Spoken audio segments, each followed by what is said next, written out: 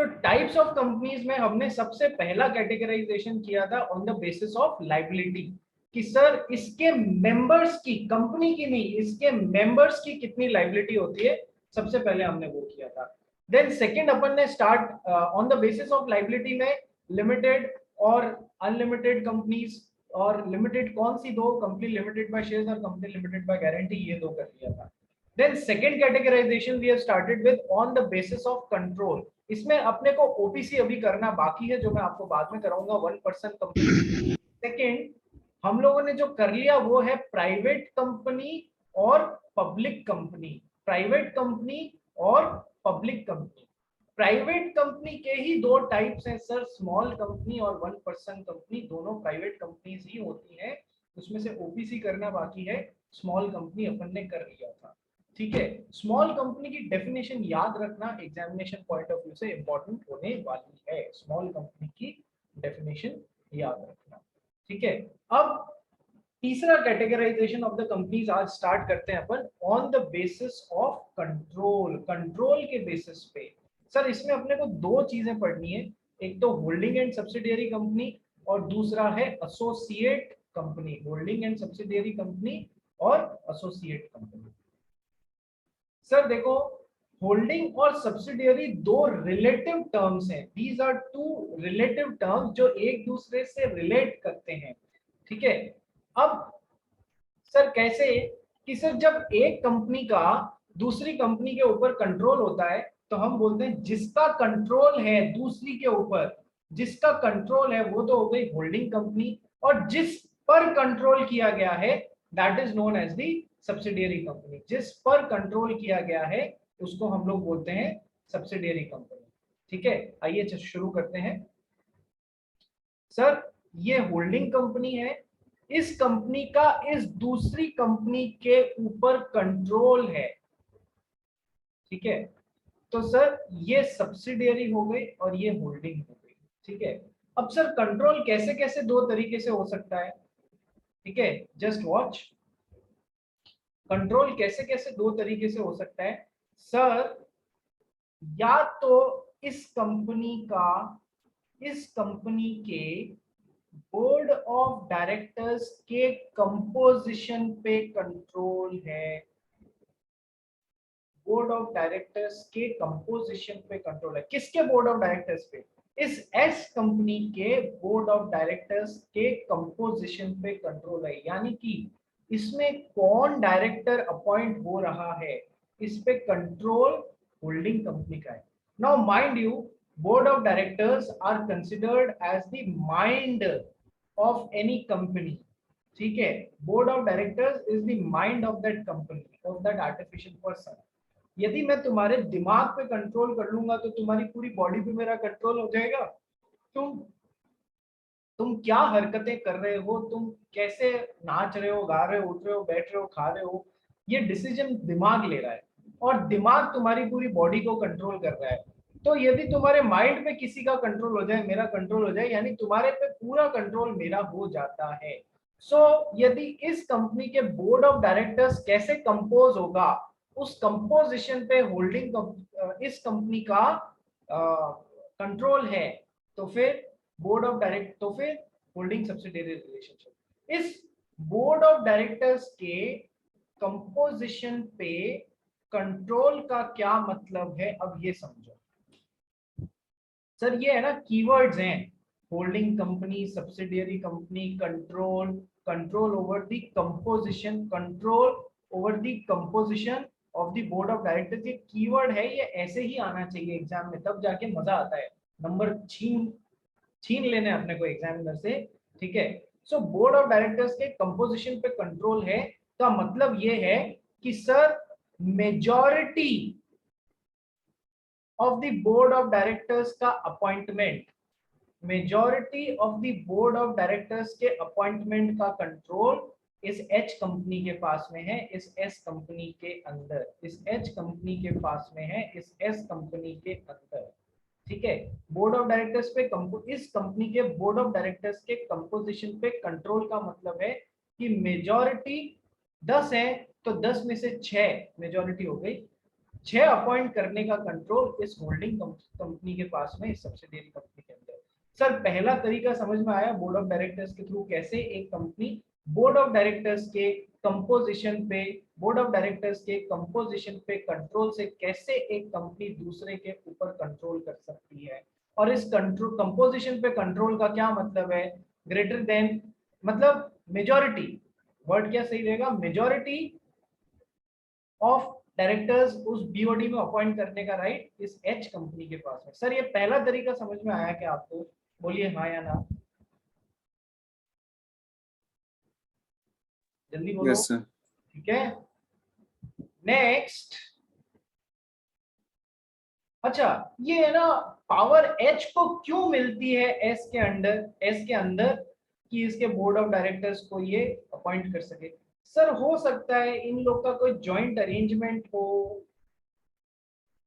हो सकता है इस कंपनी ने इस कंपनी को फंडिंग दी हो। जब कोई कंपनी दूसरी कंपनी को फंड करती है तो वो आसानी से फंड नहीं करती है, बोलती है यार तुम मेरा पैसा लेके उस पैसे के साथ में कुछ भी खेलने लग जाओगे, तो फिर मैं कैसे बाद में कंट्रोल करूंगा कि मेरे पैसे के साथ में सही चीज हो रही है या नहीं हो रही है। तो वो कहता है डिसीजन कौन लेंगे सर, बोर्ड ऑफ डायरेक्टर्स ही लेंगे। बोर्ड ऑफ डायरेक्टर्स ही लेंगे तो सर बोर्ड ऑफ डायरेक्टर्स में इतनी सीट मुझे चाहिए इतने में से। अब जिसको पैसे की जरूरत है उन टर्म्स पे वो लेगा, वो देगा, बोर्ड ऑफ डायरेक्टर्स में इतने डायरेक्टर्स अपॉइंट करने का राइट इसको देगा सर। ठीक है, ये बात समझ लेना। तो ऐसे बहुत सारे कारण हो सकते हैं जिसके प्रभाव में इसको इसके अंडर, इसको एच कंपनी को एस कंपनी के अंदर अपॉइंटमेंट करने का, बोर्ड ऑफ डायरेक्टर्स का अपॉइंटमेंट करने का राइट बनता है। ठीक है, अभी पढ़ेंगे अपन और। ठीक है, सेकंड तरीका जिससे इस कंपनी का इस कंपनी पे इस कंपनी का इस कंपनी पे के ऊपर कंट्रोल है, तो वो कैसे हो सकता है सर, वो ऐसे हो सकता है कि सर ये कंपनी इस कंपनी में ग्रेटर देन 50% या ग्रेटर देन हाफ, कुछ भी बोल लो, of total voting power hold करती है, टोटल वोटिंग पावर। सर ये कंपनी इस कंपनी में greater than half of the total voting power रखती है। सर अपन सब जानते हैं कि शेयर होल्डर्स के पास में वोटिंग पावर होती है, इक्विटी शेयर होल्डर्स के पास में वोटिंग राइट्स होते हैं, वोटिंग पावर होती है। यदि कुछ भी नहीं लिखा हुआ है तो इसका मतलब है एक शेयर बरोबर एक वोटिंग राइट। ठीक है, ये बात ध्यान रखना। यदि कुछ भी नहीं है तो बरोबर वन शेयर बरोबर वन वोटिंग राइट। अब आई एम सॉरी, आजकल क्या हो गया है सर, तो इसका मतलब तो सर आपको डायरेक्टली यही बोल देना चाहिए था कि किसी के पास में, होल्डिंग कंपनी के पास में, सब्सिडियरी कंपनी के अंदर greater than 50% of the total shares हैं, ऑफ द टोटल शेयर्स हैं, शेयर कैपिटल है, तो फिर इसका इस पे कंट्रोल हो जाएगा। क्या ऐसा बोलना सही हो जाएगा इस सिचुएशन को देखते हुए और इस सिचुएशन को देखते हुए और इन तीनों चीजों को देखते हुए, यदि मैं टोटल वोटिंग पावर की बजाय total 50% of the paid up share capital की मैं बात करूं, तो क्या ये बोलना सही होगा, क्या मैं इस चीज को इस चीज से रिप्लेस कर सकता हूं क्या, हाँ या ना?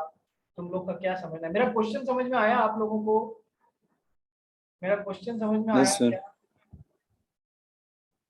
कनोडिया तेरे समझ में आया? नहीं सर। क्वेश्चन समझ में नहीं आया? ठीक है, चलो वापस समझाते हैं, let's take it once again.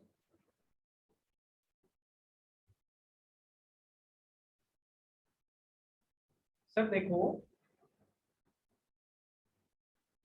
ये होल्डिंग कंपनी है, ये सब्सिडियरी कंपनी है। होल्डिंग सब्सिडियरी का रिलेशनशिप एस्टैब्लिश होने के लिए या तो पहला तरीका है कि बोर्ड ऑफ डायरेक्टर्स जो इस एस कंपनी के हैं उसके कंपोजिशन पे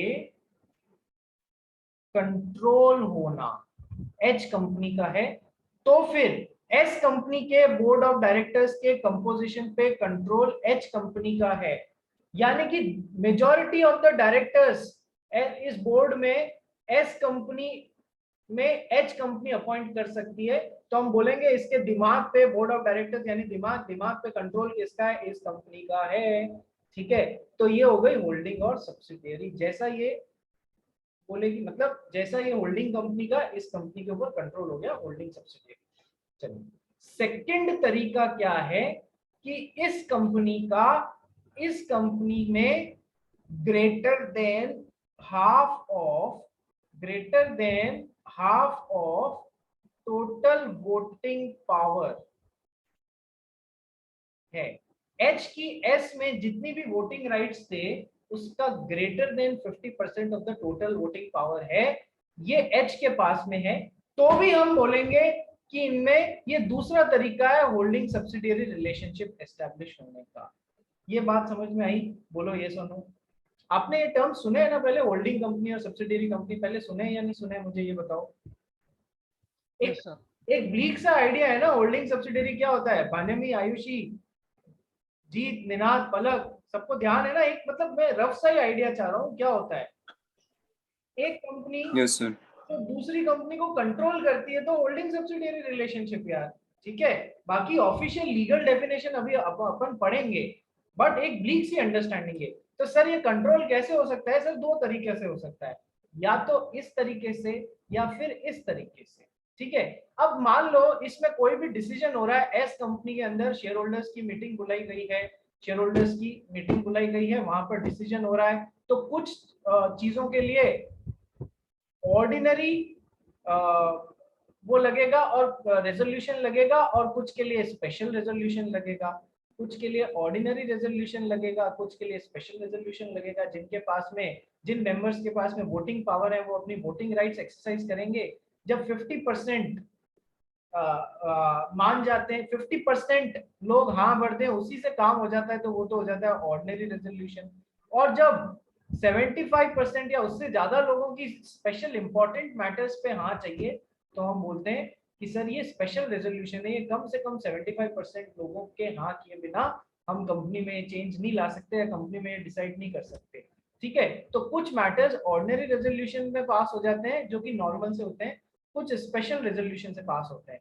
जैसे कि मेमोरेंडम ऑफ एसोसिएशन के ऑब्जेक्ट क्लॉज में लिखा हुआ होता है कि सर ये कंपनी क्या क्या ऑब्जेक्टिव से काम कर सकती है, ये सारी बातें लिखी हुई होती हैं। सीमेंट ट्रेडिंग, अब यदि कंपनी को इसके अलावा कुछ जाके काम करना है जो एमओए के ऑब्जेक्ट क्लॉज में लिखा हुआ हो, तो उसे अपना ऑब्जेक्ट क्लॉज को पहले अमेंड करना पड़ेगा, वो फिर मीटिंग बुलानी पड़ेगी। मीटिंग में क्या है, स्पेशल, ये इतना इंपॉर्टेंट मैटर है कि स्पेशल रेजोल्यूशन से ही पास हो सकता है, अदरवाइज नहीं हो सकता।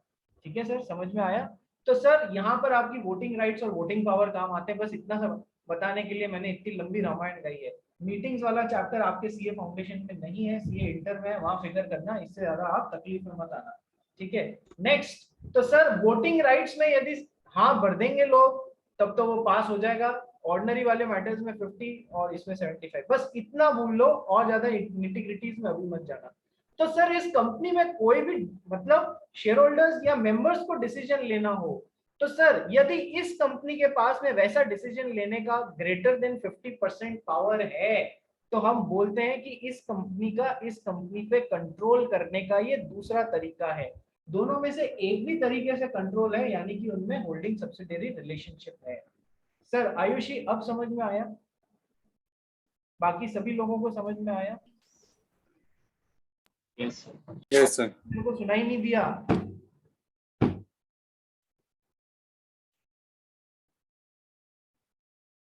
I was not able to hear you. You are yes समझा। समझा? देखो मैंने पूछ लिया ये तो आपसे कि आपको समझ में आया या नहीं आया। ठीक है, या आपको अपनी तरफ से बोलना है कि सर समझ में नहीं आया, कृपया एक बार वापस समझा दीजिए। जीत पटेल बोलो भाई, क्या तकलीफ हो रही है तुमको? सर फॉर एग्जांपल अगर एक कंपनी दूसरे कंपनी को टेक ओवर कर देता है हाँ तो उसको होल्डिंग एंड सब्सिडियरी कंपनी जैसा रिलेशनशिप हो जाएगा क्या? देखो बहुत सारी टर्म्स होती हैं। एक तो होता है मर्जर, एक होता है टेक ओवर, एक होता है अमालगमेशन। ठीक है, हमको इस दायरे में अभी नहीं जाना है, ये अपने टॉपिक्स नहीं है बेटा। कंपनी एक्ट इतना बड़ा है कि उसको फाउंडेशन में तोड़ा है, इंटर में तोड़ा है, और शायद I am not sure final में भी तोड़ा हो सकता है। ठीक है, तो यहाँ पर इंट्रोडक्शन है। अभी मर्जर में क्या होता है यार, अमालगमेशन, कई इनमें से कुछ एग्जाम्पल ऐसे हैं। आप दूध, ये दूध का ग्लास है, इसमें आपने शक्कर मिला दिया, तो शक्कर की अलग एग्जिस्टेंस खत्म, वो इसके अंदर मिल गई, तो पुरानी की एग्जिस्टेंस खत्म, और दो पुरानी थी उनमें से एक की एग्जिस्टेंस खत्म, एक इसमें हो गई। ठीक है, मर्जर सर हो सकता है एक कंपनी का दूसरी कंपनी के अंदर मर्जर हो रहा हो, या हो सकता है दोनों ने मिलकर एक तीसरी नई कंपनी बना दी हो। टेक ओवर, एक कंपनी दूसरी कंपनी को टेक ओवर में फिर सेबी के नियम भी लगने लग जाएंगे। इसलिए मेरी तेरे को ये कहना है कि अभी इन निटी-ग्रिटीज में जाने का समय नहीं है। It will B too early for you. पहले बेसिक समझो। ठीक है जीत पटेल, समझ में आ रहा है? Yes sir. ठीक है, it will be wrong to step into these things right now. Now अभी होल्ड कंट्रोल, सबसे पहले ये समझो एक कंपनी का दूसरी कंपनी के ऊपर कंट्रोल कैसे हो सकता है। सर कंट्रोल ऐसे हो सकता है दो तरीकों से जो मैंने बताया, यानी कि आप उसके ऊपर आप एक्सरसाइज कर रहे हो अपना कंट्रोलिंग पावर। ठीक है, तो सर पहला तो बोर्ड ऑफ डायरेक्टर्स वाला एस्पेक्ट, दूसरा ये जो total greater than 50% of the total voting power वाला एस्पेक्ट। ठीक है सर। अब सर अब मैं वापस आ रहा हूं जिस पे आयुषी कंफ्यूज हुई थी, उस वाले एस्पेक्ट पे अब वापस आ रहा हूं। सर अपन जानते हैं ना यार, equity share represents, equity share represents voting rights, equity shares represents voting right.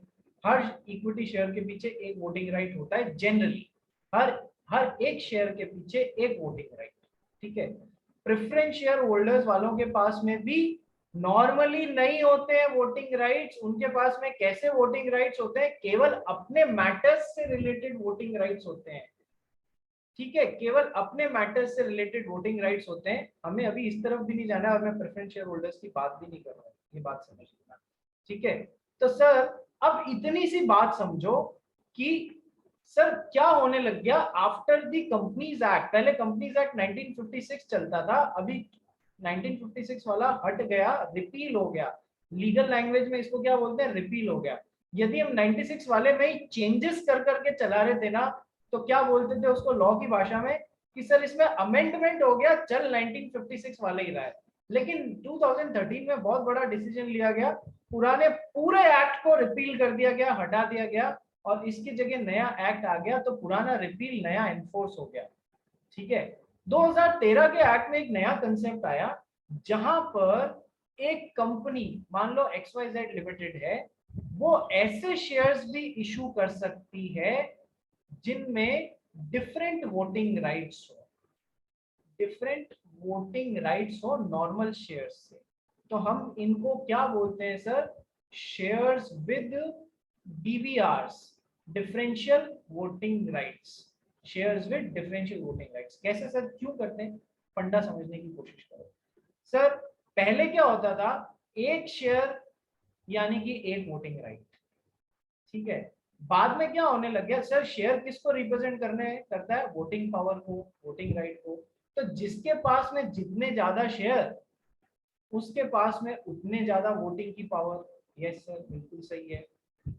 बाद में है ना एक फंडा ऐसे आने लग गया, मान लो रिलायंस नाम की कंपनी है, मान लो रिलायंस नाम की कंपनी है, इसमें क्या है, जो एग्जिस्टिंग शेयर होल्डर्स यानी कि जो प्रमोटर्स हैं या फिर जो दूसरे एग्जिस्टिंग शेयर होल्डर्स हैं,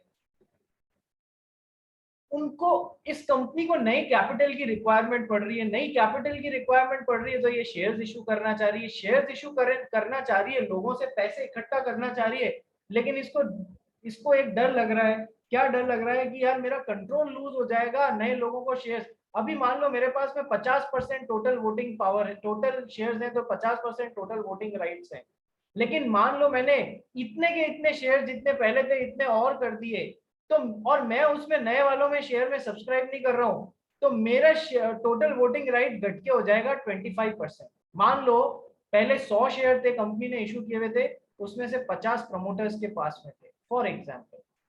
अब इस कंपनी को 100 शेयर और इशू करने, कंपनी को पैसे की जरूरत आ गई, तो टोटल इशूड शेयर्स हो जाएंगे 200, उसमें से प्रमोटर के पास में आज भी 50 ही है, तो सर पहले इसके पास में 50% वोटिंग पावर हुआ करती थी, वोटिंग राइट्स हुआ करते थे, जो कि अब घट के 25% पे हो जाएगा, और उसका धीमे धीमे वोटिंग राइट्स से वोटिंग पावर या कंट्रोल उस कंपनी से हटता जाएगा। तो वो ये चाहता नहीं है, वो अपना कंट्रोल लूज नहीं करना चाह रहा है।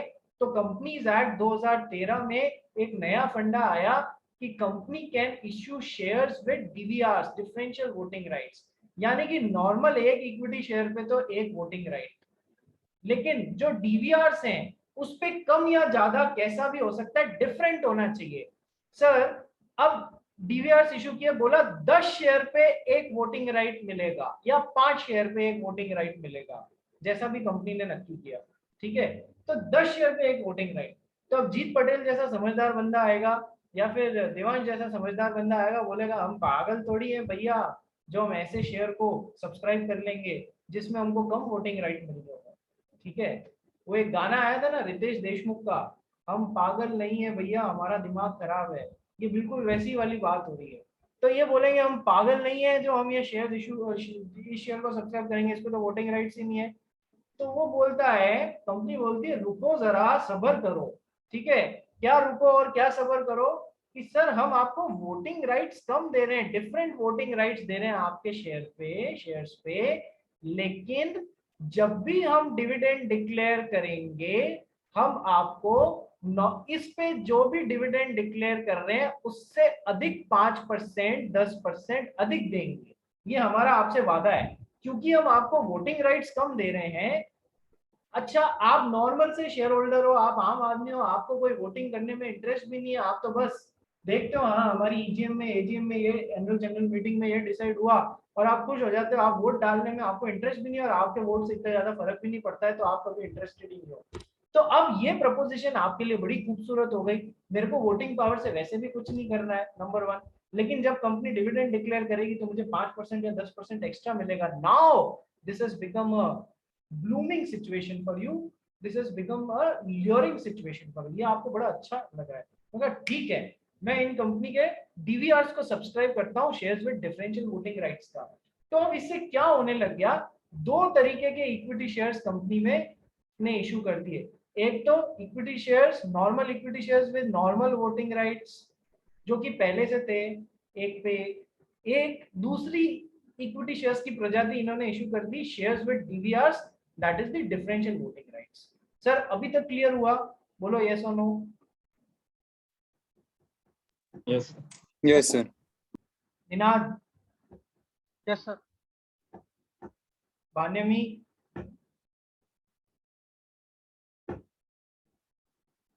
Yes sir. ठीक है आयुषी हुआ तेरे को भी, आगे बढ़ू। सर मेरे को केवल सर सुनाई देता है, यस तेरा है ना माइक ऑन करने से पहले ही खा जाता है। चलिए चलो सो अब सर अब सवाल आ गया कि मैंने होल्डिंग सब्सिडियरी दो तरीके बताए थे, होल्डिंग सब्सिडियरी पहला तो बोर्ड ऑफ डायरेक्टर्स, दूसरा तरीका बताया था greater than half of the total voting power या टोटल वोटिंग राइट्स, कुछ भी बोल लो।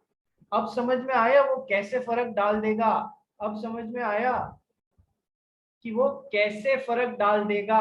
देवांश बाद में आऊंगा तेरे पास में इसमें, अब समझ में आया कि ये फर्क कैसे डाल देगा ग्रेटर देन 50% वाला, ठीक है। सर आपके पास में चाहे वो नॉर्मल वोटिंग राइट्स वाले शेयर हैं, चाहे वो चाहे वो डीवीआरस हैं जिनमें कम या ज्यादा जो भी है डिफरेंशियल वोटिंग राइट्स हैं, ठीक है, जनरली कम ही होती है, ठीक है, दोनों का मिला के greater than 50% total voting power आपके पास में होना चाहिए। अब समझ में आया क्यों इतनी देर से ये गाना गाया जा रहा हूँ डिफरेंशियल वोटिंग राइट्स वाला? ठीक है, क्योंकि इनमें वोटिंग राइट्स अलग है। तो ये वाले पावर, वोटिंग पावर भी मिला के और ये वाली वोटिंग पावर भी मिला के greater than 50% of the total voting power आपके पास में है इस कंपनी के पास में, तो वो इस पे कंट्रोल कर रही है। सर ये सेकंड तरीका समझ में आया? तो कई बच्चे क्या करते हैं, आज भी लिख देते हैं टोटल वोटिंग राइट्स की बजाय या टोटल वोटिंग की पावर में total share, equity share holding लिख देते हैं। अरे नहीं भाई, अब ये गलती मत करना, ये गलती भारी पड़ जाएगी, नंबर कट जाएंगे तुम्हारे। ठीक है, तो अब पहला तरीका बीओडी पे कंट्रोल, बीओडी के कंपोजिशन पे कंट्रोल। दूसरा तरीका greater than 50% of the total voting power आपके पास है। तो टोटल वोटिंग पावर क्यों? क्योंकि आजकल शेयर्स में डिफरेंशियल वोटिंग राइट्स आ गए, इसलिए ये फंडा लगाया है। ठीक है सर, अब आगे की बात करते हैं कि सर ग्रेटर देन 50% का मतलब ये कभी भी नहीं है कि वो कम से कम 51% होना चाहिए, इसका ये मतलब नहीं है। ग्रेटर देन 50% का मतलब है यदि वो 50.1 भी हो जाए, 50.05 भी हो जाए, दिस इज मैथमेटिक्स के स्टूडेंट हो, आप जानते हो इट इज ग्रेटर देन 50%। ठीक है, दिस इज ग्रेटर देन 50%। ठीक है, तो हमें पूरा 51 नहीं चाहिए, 50.05 भी चलेगा, 50.1 भी चलेगा, पूरा 51% नहीं चाहिए। इसलिए एग्जाम में ये इसलिए बता रहा हूं, आगे जब अपन गवर्नमेंट कंपनी पढ़ेंगे वहां पर 51% है भाई। ठीक है, और वहां पर डीवीआर्स का नहीं है, वहां पर डीवीआर्स का नहीं है, पेड अप शेयर कैपिटल और उनसे रिलेटेड बातें होने लग जाएंगी। तो दो अलग अलग जगह दो अलग अलग बातें की जा रही हैं, काइंडली कंफ्यूज मत होना, अपने फंडे स्टिक करके रखना, याद करके रखना। ठीक है सर, ये भी बात समझ में आ गई sir? 50% greater than half, greater than 50, 50.01 भी चलेगा, लेकिन 50 से ज्यादा होना चाहिए, एग्जैक्टली इक्वली टू 50 हो गया तो वो नहीं चलेगा, ग्रेटर देन 50 होना चाहिए। ठीक है, ये भी ध्यान रखना, ऐसे भी कंफ्यूज करने की आपको कोशिश करी जा सकती है। तो ये तो हो गया होल्डिंग और सब्सिडियरी कंपनी वाला मैटर। आइए पढ़ना स्टार्ट करते हैं इसको। पटेल साहब हाजिर हो? Yes, sir. Holding and subsidiary companies. Holding and subsidiary company are relative terms. A company is a holding company in relation to one or more other companies, means a company of which such companies are subsidiary companies. Section 2, subsection 46. Sir holding For the company को purpose, कैसे define किया गया है? A company is a holding company in relation to one or more other companies, means a company of which such companies are subsidiary company। कि sir कैसे? Holding company वो होती है जिसके रिलेशन में एक या एक से अधिक सब्सिडियरी कंपनीज होती हैं, या ऐसे भी हो सकती है। ठीक है, वो कंपनी जिसकी सब्सिडियरीज होती हैं वो होल्डिंग, मतलब होल्डिंग और सब्सिडियरी में रिलेटिव टर्म्स है, एक दूसरे से रिलेट करते हुए समझाई जाती है। और इसमें तो बिल्कुल यही बोल दिया है, जैसे कि अपन ने पब्लिक कंपनी और प्राइवेट कंपनी जब देखते हैं, तो सर पब्लिक कंपनी वो, ऐसा भी बोल सकते हो ना, जो प्राइवेट कंपनी ना हो, प्राइवेट कंपनी को डिफाइन कर दिया, और पब्लिक कंपनी वो जो प्राइवेट कंपनी ना हो, तो रिलेटिवली यूज कर लिया इस टर्म को। उसी तरीके से होल्डिंग सब्सिडियरी में होल्डिंग वर्ड को रिलेटिवली यूज किया कि जिसकी सब्सिडियरी हो, जिसकी सब्सिडियरी हो। ठीक है, सो a company is a holding company in relation to one or more other companies, means a company of which such companies are subsidiary companies। वो बाकी की एसएस लिखी हुई सब subsidiary companies है। ठीक है, आगे पढ़ बेटा। for the purpose of this clause, the expression company includes any body corporate. Whereas section 2, subsection आगे बढ़, आगे बढ़। Whereas Section 2, subsection 87 defines subsidiary company in relation to any other company, that is to say, the holding company means a company in which the holding company A controls the composition of the board of directors or exercises or controls more than one half of the total voting power, either as its own or together with one or more of its subsidiary companies. और with one or more of its subsidiary companies। देखो इतना समझाया तो भी एक बात बतानी रह गई, ये और with one or more of its subsidiary companies। आइए इस एंगल को भी समझाता हूँ। सर डिफाइन क्या किया है होल्डिंग में और सब्सिडियरी में? होल्डिंग के लिए तो बोला जो कि सब्सिडियरी के रिलेशन में, ठीक है, होल्डिंग हो, ठीक है। और सब्सिडियरी को यहाँ पर इन्होंने पूरे अच्छे से डिफाइन किया। कैसे? Subsidiary in relation to other company, यानी कि होल्डिंग कंपनी के रिलेशन में सब्सिडियरी कंपनी का मतलब होता है in which holding company number 1 either controls the composition of board of directors. बहुत अच्छे से समझा चुका हूँ। कंपोजिशन पे control of board of directors के कंपोजिशन पे कंट्रोल का मतलब है मेजॉरिटी अपॉइंट करने का अधिकार सब्सिडियरी में होल्डिंग के पास में है। सेकंड, एक्सरसाइजेस और controls more than 1/2 of the total voting power, more than 1/2 greater than 50%, ठीक है। अब आगे क्या आ रहा है? Either at its own or together with one or more of its subsidiary companies, either at its own or together with one or more of its subsidiary companies। मान लो इस company के टोटल वोटिंग राइट्स या total voting power में इस company के पास में 57% है, तो सर ये ऑन इट्स ओन अपने अकेले के दम पे होल्डिंग सब्सिडियरी का रिलेशनशिप कायम कर रही है।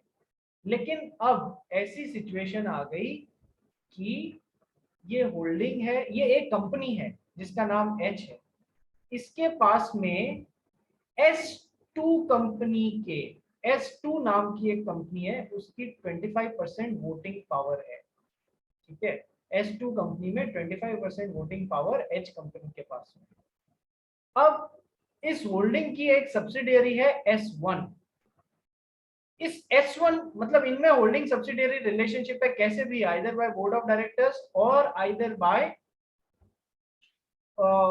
मतलब 50% से ज्यादा टोटल वोटिंग राइट्स में, कैसे भी इन दोनों में H और S1 में होल्डिंग सब्सिडियरी रिलेशनशिप है। अब इस S1 का इस S2 के अंदर 30% की टोटल वोटिंग राइट्स है, 30% का टोटल वोटिंग राइट्स है, यानी कि अकेले ये कंपनी इसमें कितना होल्ड कर रही है सर? 25%। लेकिन अपनी सब्सिडियरी के साथ में यदि मिला देवें तो कितना होल्डिंग कर रही है सर? 25% तो खुद के पास में, 30% अपनी एक सब्सिडियरी के पास में, इस तरीके से 55% वोटिंग पावर कंट्रोल कर रही है एच और एस मिलके इसमें। तो सर जहां पर एक कंपनी खुद से या अपनी एक सब्सिडियरी के साथ में मिलके किसी दूसरी कंपनी पे टोटल वोटिंग पावर का 50% से ज्यादा कंट्रोल कर रही है, वहां पर इसमें और इसमें भी होल्डिंग और सब्सिडियरी वाला रिलेशनशिप आ जाएगा। भले ही देखो डायरेक्टली इसका भी नहीं है, डायरेक्टली इसका भी नहीं है, लेकिन इसका और इसका मिला दें तो, क्योंकि इनमें ऑलरेडी होल्डिंग और सब्सिडियरी रिलेशनशिप है, इसका और इसका मिला देवें तो फिर ये जो है सर इसके ऊपर greater than 50% of the total voting power exercise हो जाता है। तो ये और ये भी होल्डिंग सब्सिडियरी वाली कैटेगरी में आ जाएंगी। सर इस लाइन का मतलब समझ में आया? which exercises or controls more than 1/2 of the total voting power either at its own or together with one or more of its subsidiary companies। देवान समझ में आया इसका मतलब? देवान सुना ही नहीं दिया बेटा। हाँ सर समझा।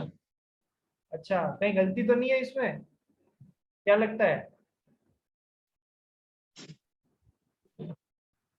नहीं सर सही है। ठीक है चलिए। अब सर देखो ये एक तरीका जहाँ खुद से कंट्रोल, ये दूसरा तरीका जहाँ सब्सिडियरीज के साथ में मिलके कंट्रोल, ठीक है। तीसरा सर ये सिचुएशन देखना, ये H कंपनी, ये S1 कंपनी, ये S2 कंपनी और ये S3 कंपनी, ठीक है। इसके पास में S3 के 10 मान लो 20% पावर है टोटल वोटिंग राइट्स, इसके पास में S3 के 10% है टोटल वोटिंग राइट्स, और इसके पास में